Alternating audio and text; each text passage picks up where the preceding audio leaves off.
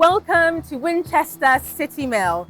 On our tour today, I'll be explaining what's happening in the video for our blind and partially sighted guests. I'm approaching a large old red brick building. A fast flowing stream runs beneath it. So I'm really excited to find out all about it. How does it work? And what's it been up to for the last 1,000 years or so? Hi Paul. Hi Eki, lovely to meet you. And you. So I hear you're one of the volunteer millers here. Yes, I've been volunteering here for about 9 years now. Great. And can you tell us a little bit about the mill? The mill here is on the banks of the Itchen, one of Hampshire's chalk streams. We know that there's been a mill here since Saxon times, but the mill was rebuilt in 1744. Eventually though, around about 175 years ago, it fell into decline, and by 1928 it was close to collapse, and a local fundraising team gifted it to the National Trust. So I'm fascinated to see how the mill actually works. Let me show you. This bag of grain is what turned up on the doorstep. Let's go inside and I'll show you how it works. So this is where the grain bags come in. I'm walking into a high-ceilinged room with exposed beams, brick walls, and there's a raised platform. Why is the room so high? Well, historically there would have been a grain storage floor all across this whole area. So where do you store the grain now? We store the grain in these chests over here.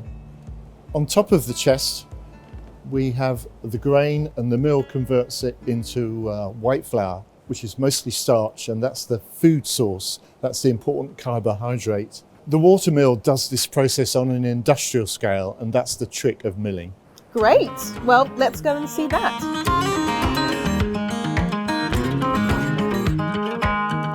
We're walking into an island with a paved area and a garden just behind it.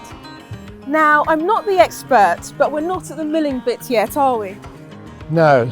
I just wanted to show you this beautiful space here, and Jerry's here to tell you all about it. This is the island garden. It was redesigned in 2023. When it was a working mill 200 years ago, the garden would have looked very different. We've got a map that shows there was a piggery and some stables. The garden attracts a lot of wildlife, but our favourite visitors are the otters.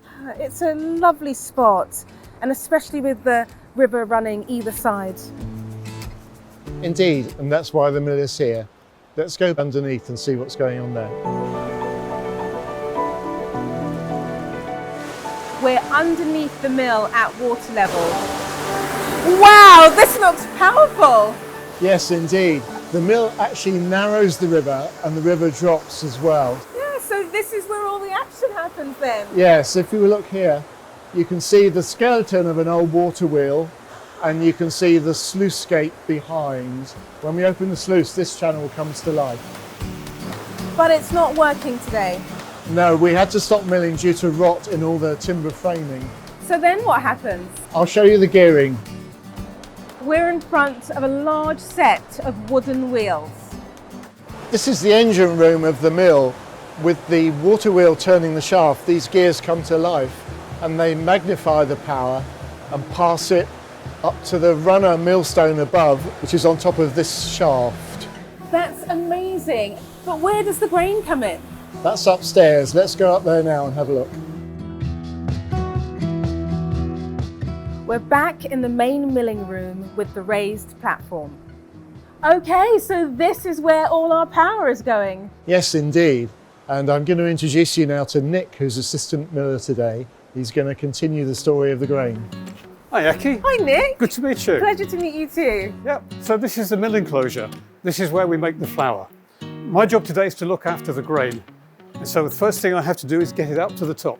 So I use these sacks here. They're really heavy.